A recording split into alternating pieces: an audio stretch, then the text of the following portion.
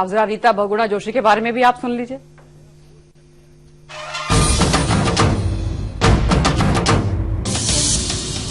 रीता बहुगुणा जोशी, बहुगुणा जी की बेटी रीता बहुगुणा जोशी की पहचान एक बुद्धिजीवी और जुझारू नेता की है।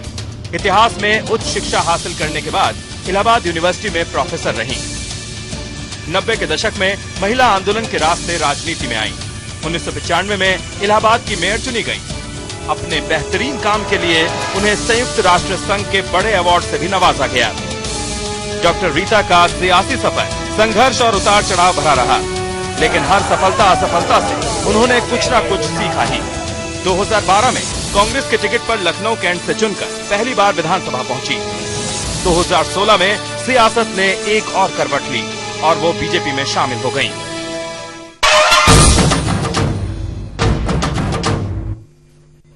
तो चलिए चर्चा शुरू करते हैं। हमारे साथ खास मेहमान नोएडा में मौजूद हैं, सुलेमान खान साहब हैं कांग्रेस की तरफ से। साथ ही हमारे साथ नोएडा स्टूडियो से ही मौजूद है रितु सिंह बीएसपी, वो हमारे साथ अभी कुछ देर के बाद जुड़ेंगी। और लखनऊ से अशोक देव हैं समाजवादी पार्टी नेता, और डीएस दुबे हैं बीजेपी नेता। तो ये दोनों एक ही स्टूडियो में मौजूद हैं और यहां पर भी हो सकता है टक्कर जबरदस्त देखने को मिले। आप सभी का स्वागत है साहब।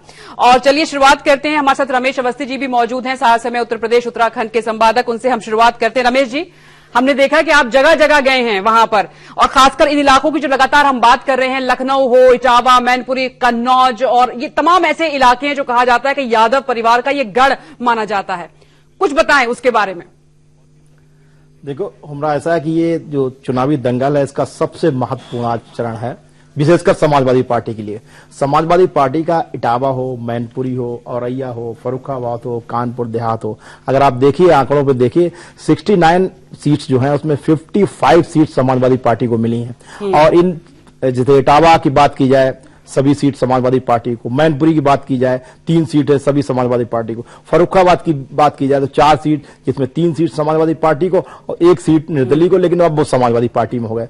वही कन्नौज की स्थिति है, कन्नौज में 3 सीट समाजवादी पार्टी को। कानपुर देहात की अगर बात की जाए तो 4 सीट है जिसमें 3 सीट समाजवादी पार्टी को। और ये बताना भी जरूरी है कि अखिलेश यादव यहीं से सांसद चुने गए थे और राजनीति में। और अखिलेश यादव की अगर कर्मभूमि की बात की जाए तो कन्नौज उनकी कर्मभूमि है, और जहां पे लगभग सभी सीटें समाजवादी पार्टी की हैं।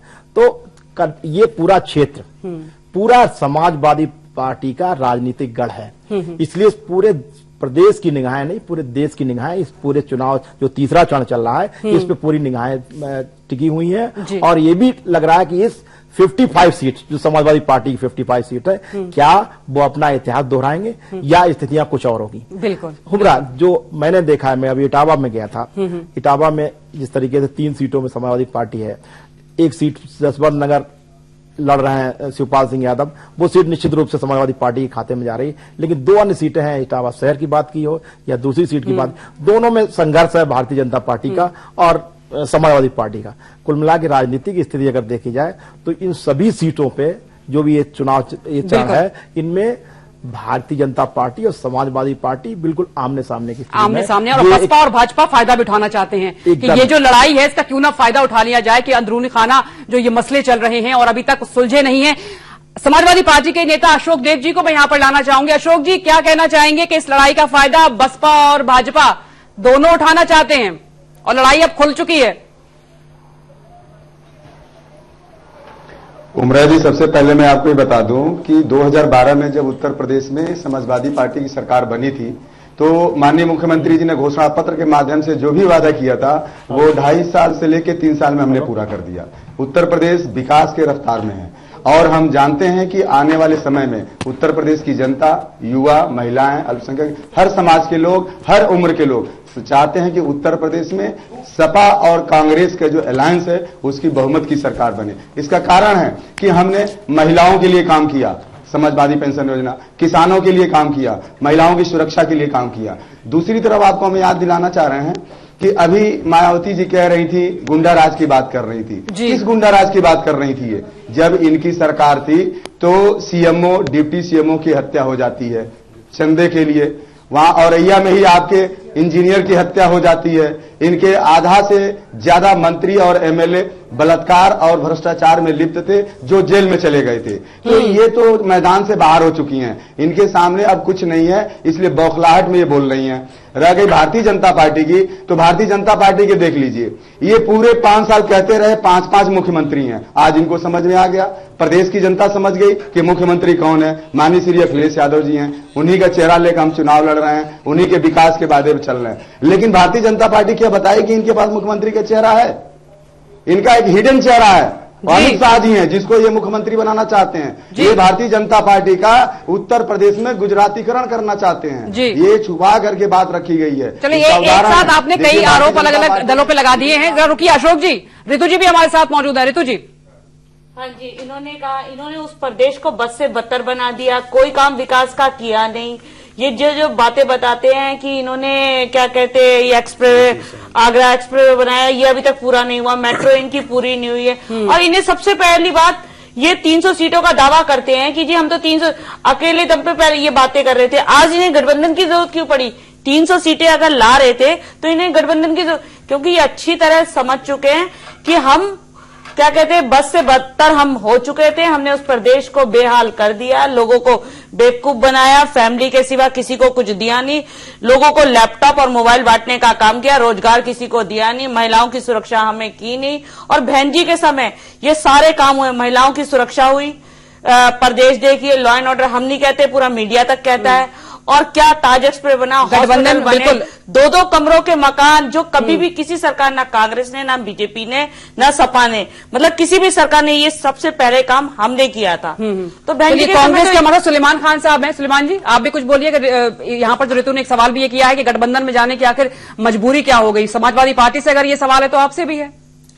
देखिए, अगर पूरे उत्तर प्रदेश चुनाव की बात करें, जबकि आज हम तीसरे चरण पे, 3rd फेज पे डिस्कशन कर रहे हैं या डिबेट कर रहे हैं, मैं समझता हूं इस गठबंधन में जाने का सबसे अहम वजह ये थी, अखिलेश यादव जी ने भी कहा कि अगर हम अकेले चुनाव लड़ते तो मेजॉरिटी पाते, लेकिन कांग्रेस के साथ लड़ेंगे तो 300 से ज्यादा सीटें पाएंगे।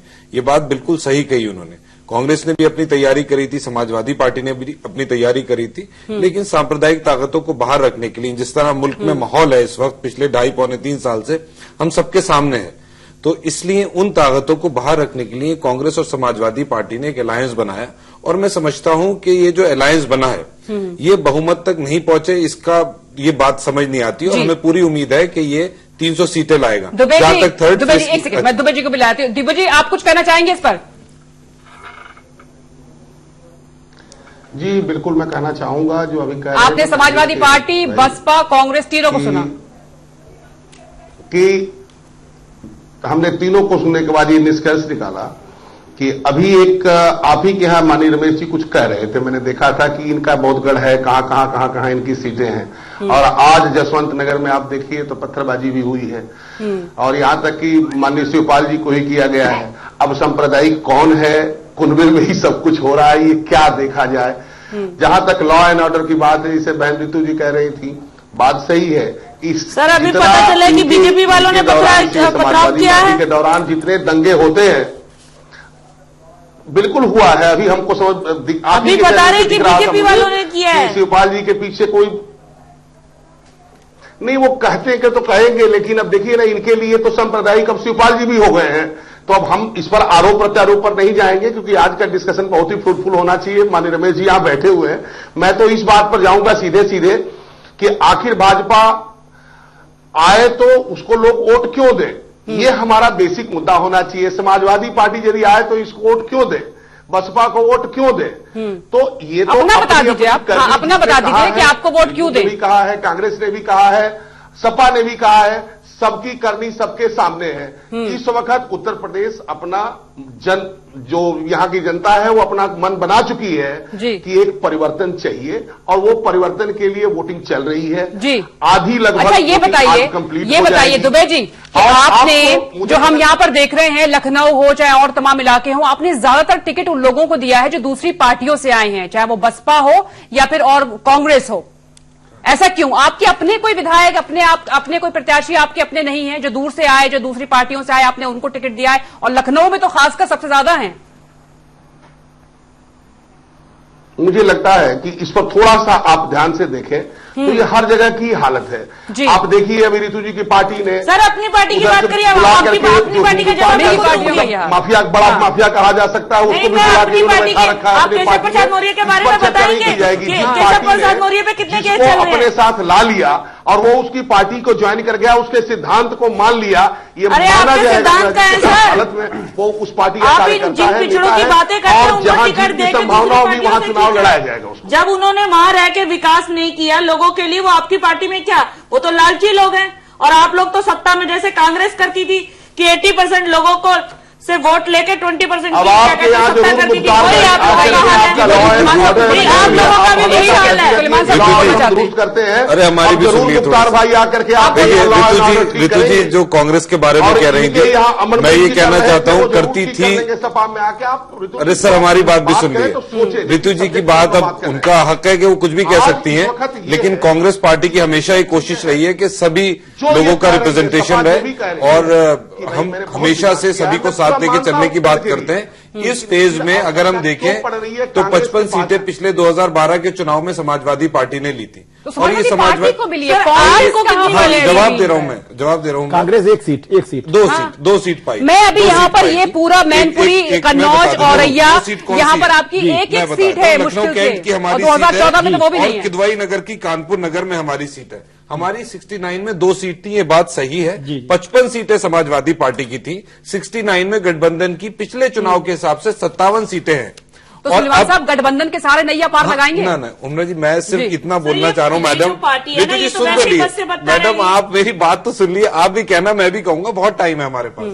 मैं सिर्फ ये कहना चाहता हूं कि इन सारी सीटों पे कांग्रेस पार्टी लड़ी थी और उसका कुछ ना कुछ वोट बैंक हर सीट पे था। हम 13% वोट लाए थे 2012 के चुनाव में इस थर्ड फेज में इन 69 सीटों पे, और समाजवादी पार्टी 34% वोट लाई थी। अगर हम इन दोनों वोट परसेंटेज को मिला लें तो 47% वोट बनता है, जो एक बहुत बड़ा मैंडेट है। 2012 को जोड़ के आप अभी की स्थितियों में बता रहे हैं। मैं ये बताना चाह रहा हूं। और अगर आप 2014 को भी लगा ले, अभी रमेश जी से बात हो रही थी, तो 24% या 25% वोट समाजवादी पार्टी लाई थी और करीबन 12.5% या 12% वोट कांग्रेस पार्टी लाई थी। तब भी 35-36% वोट बनता है। 35% वोट का मतलब यह है कि अगर आप जो सीटों में तब्दील नहीं हुआ, एक सेकंड ऋतु जी का जवाब देता हूं, ऋतु जी का जवाब देता हूं। हम उनके कंधे पे रख के मैडम बंदूक नहीं चला रहे। ये गठबंधन है, 2 पार्टीज का अलायंस है, उस अलायंस के कैंडिडेट्स अलग अलग सीटों पे लड़ रहे हैं। यहां पर हमें यह देखना है कि अलायंस का कैंडिडेट जीते, कांग्रेस जीते या सपा जीते, ये मकसद नहीं है। बता दें जरा। देखिए जमीनी हकीकत जो है कि अभी भी जो गठबंधन है, निश्चित रूप से अगर वोट परसेंटेज की बात की जाए, अगर उसको मिला लिया जाए तो गठबंधन भारी पड़ता है, लेकिन एक कागजों में दिखाई पड़ रहा है। नीचे धरातल पे अभी समाजवादी पार्टी और कांग्रेस के कार्यकर्ता नहीं मिल पाए। कुछ फैक्टर्स के बारे में बात करती हूँ। बड़े नेताओं पर छिटकना, आपने टिकट दिए, लोगों को नाराज किया आपने, कई कार्यकर्ता आपके नाराज हैं। दूसरा ये आप गठबंधन कांग्रेस के साथ जब आपने किया तो तब जनता नाराज हुई, और खासकर ये बार बार जो कहा जाता है कि आपने कांग्रेस के साथ लिया है, ये एक बड़ी बात है। तो ये जो फैक्टर्स हैं, इन फैक्टर्स को देखते हुए क्या गठबंधन भारी पड़ रहा है अभी? नहीं, मैंने क्या कहा कि जैसा कि मैंने बताया कि कांग्रेस के जो कार्यकर्ता है नीचे है, चाहे बड़े नेता हो। उमरा जी आप फर्रुखाबाद की रहने वाली, आपको बताया कि लुईस कुर्सी जी ने क्या कहा। लुईस कुर्सी जी ने कहा कि मैं समाजवादी पार्टी के इस व्यक्ति को वोट नहीं दूंगी, न समर्थन करूंगी। प्रदेश में जाऊंगी, उनके सभी कार्यकर्ता समाजवादी पार्टी को वोट नहीं दे रहे हैं, कांग्रेस के सब अन्य जगह जा रहे हैं, वो अमेठी में हो रहा है। कांग्रेस में भी यही स्थिति लगभग रीता बहुगुणा की जो बात हो रही, रीता बहुगुणा कांग्रेस आपको भी और रमेश जी को भी जवाब दे दूंगा। देखिए रीटा जी की सीट के बारे में अगर आप कहें, पिछली बार वो हमारे सिंबल से लड़ी थी, लखनऊ कैंट से, और जीती थी। अब वो भाजपा में चली गई हैं। अब उस सीट पे जो कैंडिडेट है अलायंस की, वो अपर्णा यादव है। मैं नहीं समझता कि अपर्णा यादव वहां पर कहीं चुनाव में कहीं पीछे हैं। मैं समझता हूं अपर्णा यादव सबसे आगे हैं। और रीटा बहुगुणा जी भी जो चुनाव जीती थी, वो कोई अपनी इंडिविजुअल शख्सियत पे चुनाव नहीं जीती थी। वो कांग्रेस का सिंबल, कांग्रेस का वोट बैंक और अपना भी एक कैंडिडेट का वोट बैंक होता है, वो भी था। तो अगर आप ये माने कि जो कांग्रेस का वोट बैंक है वो अपर्णा यादव को नहीं पड़ेगा, तो ये बात भी समझ नहीं आती। जहां तक मिसेस लुईस खुर्शीद की सीट का बात है फर्रुखाबाद वाली सीट की आप बात कर रहे हैं, जिसपे विजय सिंह विधायक है समाजवादी पार्टी के। देखिए वहां वो सिटिंग विधायक थे। अलायंस में नेचुरली वो सीट सिटिंग विधायक को जाना थी। मतलब ऐसा नहीं है कि आप फ्लेक्सिबल ज्यादा हो गए? नहीं, कांग्रेस पार्टी फ्लेक्सिबल ज्यादा हो गई। उमरा मैं आपको एक बात बताऊं, ऋतु जी सुन तो लिए, चाहूंगी अशोक देव जी के पास। अशोक जी यहाँ पर आपका व्यू बहुत जरूरी है। आपका लखनऊ की यहाँ पर बात हो रही है, रीता बहुगुणा जोशी चुनाव मैदान में इस वक्त मौजूद हैं और वो कांग्रेस से आई हैं काफी सालों के बाद, कांग्रेस पार्टी में रहने के बाद। इसको किस तरीके से आप देख रहे हैं? अपर्णा यादव की बात यहाँ पर कर रहे हैं सुलेमान साहब। उमरा जी, सबसे बड़ी बात यह है कि 2012 में रीता बहुगुणा जोशी जो कांग्रेस से सीट जीती थी, वो सही बात है कि कोई उनका इंडिविजुअल वोट नहीं थे, वो कांग्रेस का वोट था। और आज जो चुनाव लड़ा जा रहा है वो अलायंस की सीट है, अपर्णा यादव चुनाव लड़ रही हैं। तो समाजवादी पार्टी की और जो कांग्रेस के जो वोट हैं वो दोनों ऐड करके अगर देखा जाए तो वो सीट निकल चुकी है। रह गई बात, एक मेरी बात सुन लीजिए, दुबे जी मेरी बात सुन लीजिए। दुबे जी जब आप बोल रहे थे तो मैं बोल नहीं रहा था। बीएसपी की रितु जी बैठी हुई है, ये कह रही थी गठबंधन की बात, गठबंधन की बात कर रही थी। देखिए उसका एक ही जवाब है, वो चाहे बीजेपी के लिए हो चाहे बीएसपी के लिए, कि गठबंधन सिर्फ इसलिए किया गया है कि जो सांप्रदायिक ताकतें हैं उनको रोकने के लिए, क्योंकि हमें डर है कि कहीं बाद में बीएसपी के लोग बीजेपी से मिल न जाए, क्योंकि 3 बार मिल करके उन्होंने सरकार बनाई है। आपको आपको याद होगा, आपको याद होगा कि 2002 में जो गोधरा कांड हुआ था, तो गोधरा कांड के बाद मायावती जी जा करके बीजेपी के लिए वोट मांगा था गुजरात। बिल्कुल सही कह रहे हैं। तो ये चीजें उत्तर प्रदेश इस बात की सफाई देना पड़ेगी बसपा को। किया गया है और हम बहुमत में आ रहे हैं, 300 से ज्यादा सीटें जीत रहे हैं। दुबे जी, आपके पड़ोसी देखिए क्या बात कर रहे हैं। नहीं, ये बहुत बढ़िया बात कर रहे हैं और मैं इनकी प्रशंसा भी करता हूं, लेकिन मुझे कुछ कहना है। चलिए, दोस्ती हो गई है कि स्टूडियो में इनकी पार्टी इतनी अच्छी कर रही है और कांग्रेस के बारे में कहूं तो कांग्रेस तो इतना बढ़िया गठबंधन कर रही है कि एक तरफ आपको मैंने अमेठी का उदाहरण दे ही दिया, यही बगल में लखनऊ में एक सीट है जहां पर रमेश भाई, आप वरिष्ठ मतलब व्यक्ति है इस जगत के, आप समझिए इस बात को, जो उनके पास एक कैंडिडेट नहीं मिला जिसको खड़ा करे, और फिर अनुराग भदौरिया को कांग्रेस की सीट से हम लोगों को खड़ा करना पड़ा है। अभी किस विधि से कांग्रेस ने किया है ये तो खुद ही जानेंगे, क्योंकि इनकी नीति और रीति को पता है। रही बात संप्रदाय की, अभी देव साहब संप्रदाय कहना शुरू कर दिए।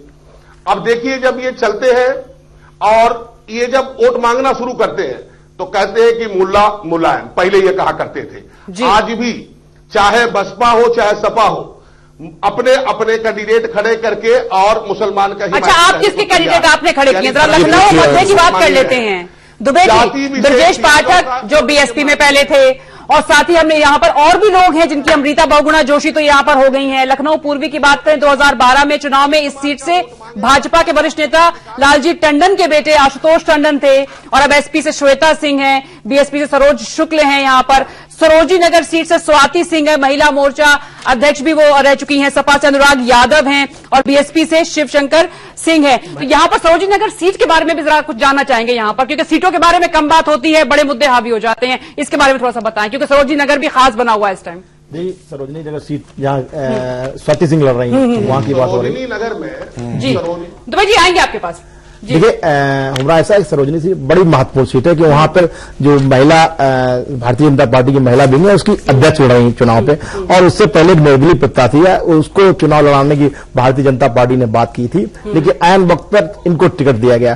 तो आपस में निश्चित रूप से वो निर्दलीय प्रत्याशी जो है वो काफी भारी पड़ रहा है, तो भारतीय जनता पार्टी को उसका नुकसान हो रहा है। वहीं पर समाजवादी पार्टी ने धर्मेंद्र यादव के भाई को चुनाव में उतार दिया, तो वो भी स्थिति उनकी है कि 4 दिन पहले आए और समाजवादी पार्टी में आ गए। सो सरोजनी नगर सीट अभी भारतीय जनता पार्टी के लिए एक संघर्ष की सीट है, और उस पर लड़ाई जो है काफी त्रिकोणीय लड़ाई मानी जा रही है हमरा भाजपा से। चलिए रमेश जी, इस बीच हमारे सहयोगी अखिलेश मिश्र ने अखिलेश यादव जी से बात की है, वो हम सुनवा देते हैं अपने दर्शकों को। यादव जी हमारे साथ है। अखिलेश जी, तीसरे फेज का करीब आधा चुनाव हो गया है, बहन जी का दावा है क्या 300 सीटें जीत रही हैं? कोई कुछ भी कह सकता है। नहीं, मैं ताज्जुब करता हूँ कि तमाम लोग तीसरे फेज में 300 की गिनती कर रहे हैं, लेकिन मैं ये कह सकता हूँ कि अभी तक जो 3 चरण होकर के जब खत्म होगा चुनाव, 205 के लगभग सीटें पहुंच गई हैं। सबसे ज्यादा कांग्रेस और समाजवादी पार्टी का गठबंधन चुनाव जीतने जा रहा है। सर, लेकिन एक सवाल ये उठता है, बार बार लोग पूछते हैं कि जब आप कह रहे हैं कि काम बोलता है तो फिर गठबंधन की जरूरत की, वो भी ऐसी पार्टी जो इस समय बहुत कमजोर है यूपी में। देखिए, उससे तमाम लोग घबराए हुए हैं। जो लोग घबराए हुए हैं वो कह रहे हैं कि गठबंधन की क्या आवश्यकता थी। मैं कहता हूं कोई चीज पक्की हो जाए, अरे इतना बड़ा चुनाव है और कोई बात कहीं कसर छूट जाए, मैंने कहा कोई कमी नहीं छूटनी चाहिए समाजवादी सरकार बनने में, इसीलिए मैंने गठबंधन भी किया और दोनों गठबंधन मिलकर के सीटों की सबसे ज्यादा जीतेंगे। लेकिन आप कह रहे थे कि वो आपने कहा कि चाचा जी बुआ में बहुत छन रही है। मैंने ये तो नहीं कहा, लेकिन मैं ये कहा कि कई लोगों में बहुत दोस्ती हो गई है दूसरे दलों की, लेकिन ये जनता का चुनाव है। जनता ने तय कर लिया है, मन बना लिया है कि उत्तर प्रदेश को खुशहाली, उत्तर प्रदेश के विकास, उत्तर प्रदेश की तरक्की के रास्ते पे ले जाना है। मैं समझता हूँ जो विकास समाजवादियों ने किया है, अगर यही विकास और बढ़ जाएगा तो न जाने कितने लोगों के जीवन में बदलाव आएगा। किससे है सर, बसपा से, भाजपा से, किससे? देखिए, नंबर 1 पे समाजवादी कांग्रेस है, पीछे कौन छूट जाएगा वो उनको तय करना है। कांग्रेस से आपको फायदा हो रहा है सर? कांग्रेस से फायदा हुआ? कांग्रेस से स्वाभाविक फायदा है और कांग्रेस को भी फायदा है। नेताजी को और प्रियंका जी को चुनाव प्रचार में उतारेंगे सर? एक सवाल ये मैं किसी के लिए नहीं कह सकता हूँ, जो प्रचार करना चाहेगा वो प्रचार करेगा। एक सवाल ये उठ रहा है कि ये कहा गया कि आपने कहा कि जिसने साइकिल छीनने की कोशिश की उसको सबक सिखाएगी जनता। हाँ, मैंने ये कहा और जो आपके चाचा के लिए लिया नहीं, मैंने ये कहा कि जो साइकिल छीनने और साइकिल हराने में लगे हों उनके खिलाफ जनता मतदान करेगी। पहले 2 चरण में क्या लगता है कितनी सीटें निकाल पा रहे हैं समाजवादी पार्टी? तीसरा चरण मिला लोगे, सबसे आगे सबसे ज्यादा सीटें समाजवादी पार्टी और कांग्रेस की होंगी। एक सर आखिरी सवाल की गायत्री प्रसाद जो हैं आपके मंत्री हैं उनके खिलाफ FIR की बात मैं ये आपसे कहूंगा, ये आपको जानकारी करनी चाहिए। बदायूं वाले मामले में भी समाजवादी पार्टी को बदनाम करने की कोशिश हुई थी। सुल्तानपुर में जो हमारा विधायक है उसको लेकर के भी क्यों एक मामला हुआ, उसमें भी बदनाम करने की कोशिश की। मैं केवल इतना चाहता हूँ, बदायूं में क्या सच था ये प्रेस के लोगों को बताना चाहिए। सुल्तानपुर का सच क्या है आपको बताना चाहिए। जिस महिला ने प्रजापति पर आरोप लगाया है, कई चैनलों पर पूरे दिन महिला ने बैठ करके आरोप लगाए थे। मैं ये चाहता हूँ सुप्रीम कोर्ट का पूरा सम्मान होगा, कानून अपना काम करेगा, वहीं आपकी भी जिम्मेदारी है कि और दूसरा पक्ष भी जानकारी के साथ पूरा रखना चाहिए। एक आखिरी सवाल है सर, अमित शाह जी जिस तरह आपके ऊपर अटैक कर रहे हैं, अमित शाह जी जिस तरह से व्यक्तिगत अटैक कर रहे हैं आपके ऊपर, भारतीय जनता पार्टी की लगता है भाषा का आप मर्यादा बहुत। मैं ये कहता हूँ यूपी में नए हैं वो, हमें तो यूपी में रहना है। वो कह रहे गोद ले लिया यूपी ने। देखिए, हमें तो यूपी में ही रहना है, हम यूपी के बाहर कहाँ जाएंगे? ये बाहर के लोग हैं, शायद यूपी की संस्कृति को, यूपी की परंपरा को, यूपी के व्यवहार को नहीं समझते हैं, अभी उन्हें समझने में टाइम लगेगा। डिम्पल जी ने कहा मेरे अंगने में तुम्हारा क्या काम है? स्वाभाविक है, डिम्पल ने कहा होगा जो नाम है जो है नाम वाला वही बदनाम। आप के खिलाफ सारे लोग हैं। देखिए, गठबंधन के खिलाफ इसलिए हैं क्योंकि गठबंधन सबसे ज्यादा सरकार सीटें जीतने जा रहा है। जी बहुत बहुत धन्यवाद। तो ये अखिलेश यादव जिनका साफ तौर पे कहना है कि हर हाल में गठबंधन सबसे ज्यादा सीटें जीता जा रहा है, तो अखिलेश यादव ने बेबाकी से हर बात का जवाब दिया और उन्होंने ये भी कहा कि जो अभी तक 205 सीटों का चुनाव हुआ है, 206 सीटों पर चुनाव हो रहा है और लोग 300 का आंकड़ा पार कर रहे हैं। सैफई से कैमरामैन देवमेरा के साथ अखिलेश मिश्र। तो अखिलेश मिश्र अभी अखिलेश यादव से बात कर रहे थे और सब कुछ जानने की कोशिश कर रहे थे, चाहे वो गठबंधन हो, चाहे वो परिवार की कला हो, या फिर नाराजगी हो, या फिर यहां पर क्योंकि मतदान अभी चल रहे हैं लेकिन गायत्री प्रजापति भी मुद्दा बने हुए हैं और आगे बनने जा रही हैं, एक बड़ा मुद्दा। हमारे साथ रमेश जी मौजूद है। रमेश जी, अभी आपने अखिलेश यादव को भी सुना, गठबंधन का दावा कर रहे हैं मजबूत तौर पर, और साथ ही जब वो इटावा, सैफई और कन्नौज के इलाकों में आते हैं तो उनके भाषण में तब्दीली आ जाती है। वो खदानची वाला बयान नहीं रहता, वो भाषण नहीं रहते, भाषण हो जाते हैं कि हमें अपनों ने ही लूटा, गैरों से क्या गम था। तो ये आप कुछ कहना चाहेंगे इसके ऊपर? तो ये लाइन कहीं ना कहीं मैसेज करती है कि हमने जिससे विश्वास किया उसी ने हमें बर्बाद किया। देखिए, ऐसा है कि जिस तरीके से गायत्री प्रजापति के मामले में मुख्यमंत्री बैकफुट पे आपको दिख रहे थे, निश्चित रूप से चुनाव के वक्त गायत्री प्रजापति के बारे में एक फैसला आना समाजवादी पार्टी के लिए एक बड़ा झटका है कि गायत्री प्रजापति कहीं न कहीं पूरे समाजवादी पार्टी और सरकार में चर्चा का विषय रहे हो, चाहे वो करप्शन के मामले में हो और चाहे अभी यौन शोषण का मामला रहा हो। और जो अखिलेश यादव की जो भाषा थी, निश्चित रूप से वो जानते हैं कि समाजवादी पार्टी का एक गढ़ है और कहीं न कहीं समाजवादी पार्टी अंदरूनी कलह से की वजह से इस गढ़ में कमजोर हुई है, उनको ये पता है।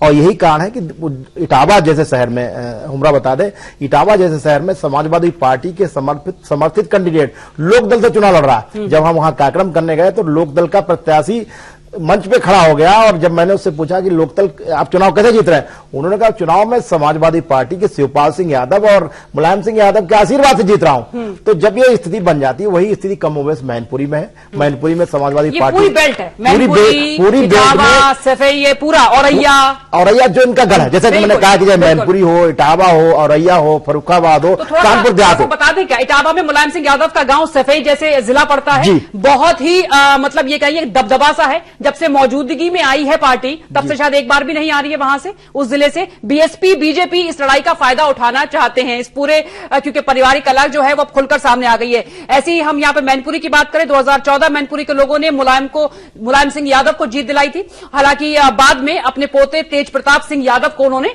सीट दे दी थी। 2012 के चुनाव में सपा ने यहां की सभी 4 सीटें जीती थी और शिवपाल यादव का यहां पर बड़ा हाथ माना जाता है। तो आप इस तरीके से समझिए कि किस तरीके से इन शिवपाल यादव या मुलायम सिंह यादव का दबदबा रहा है। ऋतु जी, अभी आपने अखिलेश यादव को सुना था, क्या कहना चाहेंगे आप?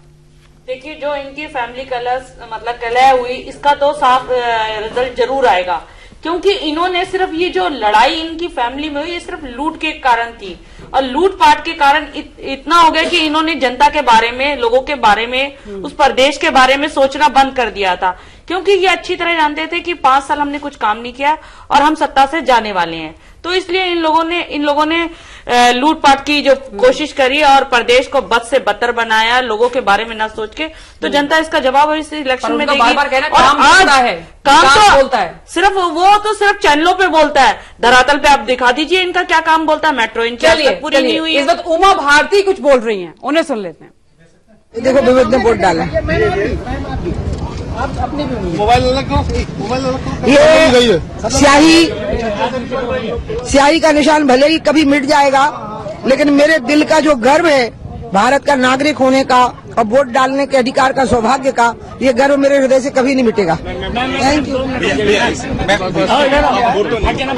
भैया फोटो नहीं हो पाई, भैया फोटो हो जाए।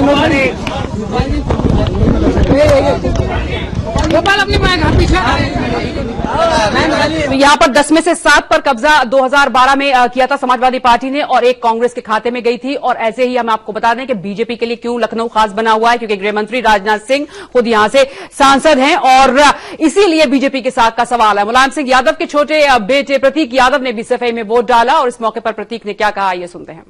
कोई कलह नहीं है और जब चुनाव हो जाएगा तब आप देखेंगे कि समाजवादी पार्टी एक है और समाजवादी पार्टी का परिवार एक है और सब बहुत मजबूत हैं। कोई भी, जितने भी लोग होंगे, उनका षड्यंत्र पे यदि हाथ होगा तो सबक सबको सिखाना चाहिए। अच्छा, ये बताइए, अखिलेश और आपकी जो भाभी हैं, आपको लगता है पूरी तरीके से आए वहाँ पे, कैनवेसिंग में साथ आए पूरा जिस तरह आना चाहिए था? जी बिल्कुल आए और उन्होंने बहुत अच्छा बोला और बहुत सपोर्ट किया और कैनवेसिंग में नहीं, घर पे भी लगातार बातें होती रही और पूरी तरह से मार्गदर्शन किया, सपोर्ट किया। आज अपर्णा के भी भाग्य का फैसला होना है, क्या उम्मीद है आपको? पूरी उम्मीदें 100% है, क्योंकि अपर्णा ने बिना विधायक हुए इतना काम कर दिया कैंट क्षेत्र का और जनता उन्हीं के साथ है। मुझे नहीं लगता है कि उस क्षेत्र की जनता से कोई इतना ज्यादा मिला है। पिछले 1 साल से लगातार काम कर रही हैं और ऐतिहासिक जीत होगी उनकी। तो प्रतीक यादव को भी आप सुन रहे थे। एक छोटा सा यहाँ पर ब्रेक ले रहे हैं, फौरन हाजिर होते हैं।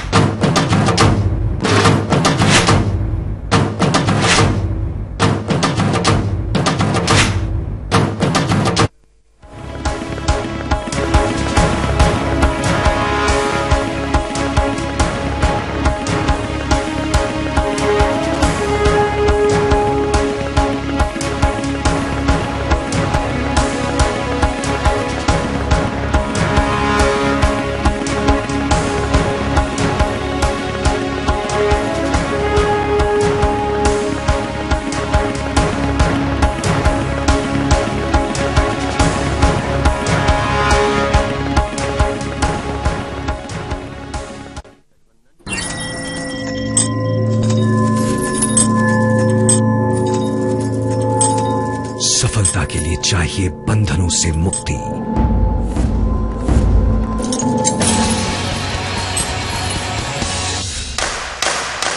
जीएसटी देश भर में उत्पादों के बाधा रहित प्रवाह और व्यापार की सुगमता के लिए। जीएसटी, एक राष्ट्र, एक कर, एक बाजार।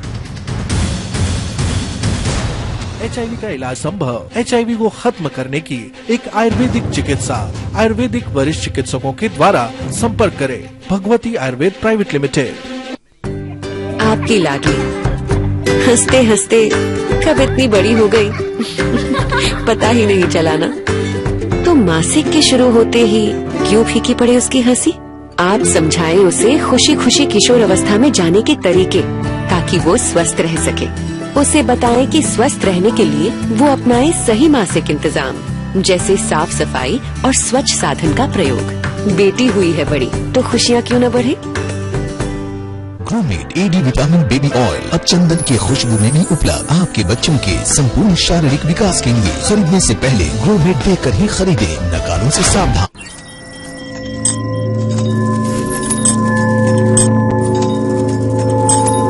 सफलता के लिए चाहिए बंधनों से मुक्ति।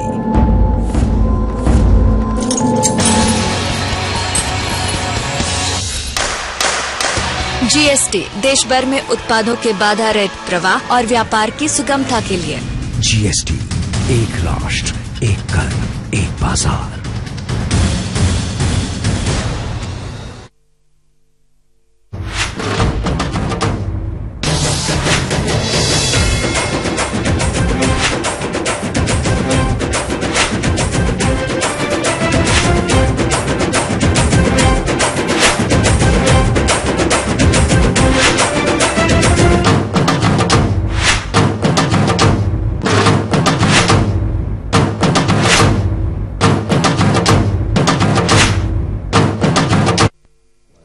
जसवंत नगर की यहां पर हम बात करेंगे। जसवंत नगर क्यों है खास? क्योंकि यहां पर शिवपाल यादव चुनाव मैदान में हैं और उन्हीं के बारे में हम आपको बताने जा रहे हैं कि शिवपाल यादव का कितना दबदबा रहा है। हालांकि उन्होंने अपने बेटे के लिए टिकट मांगा था, उनके बेटे के लिए यहां पर उनको टिकट नहीं मिला, लेकिन शिवपाल यादव की आज जो है किस्मत दांव पर लगी हुई है।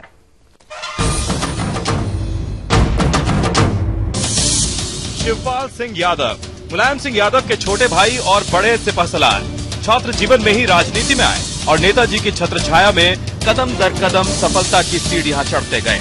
1988 में इटावा जिला कोऑपरेटिव बैंक और 1995 में जिला पंचायत के अध्यक्ष बने। 1996 से विधानसभा में यादव परिवार के गढ़ जसवंत नगर के नुमाइंदे। इधर समाजवादी परिवार में मचे घमासान में बहुत कुछ बदला। पार्टी और सरकार में पद और कद घटे बढ़े, भूमिकाएं बदली और समीकरण भी, लेकिन ना बदले तो शिवपाल के तेवर। इस चुनाव में उन्होंने अपने ही अंदाज में साइकिल चलाई। जसवंत नगर में न हैंडल पर हाथ दिखा और न ही साझा साथ।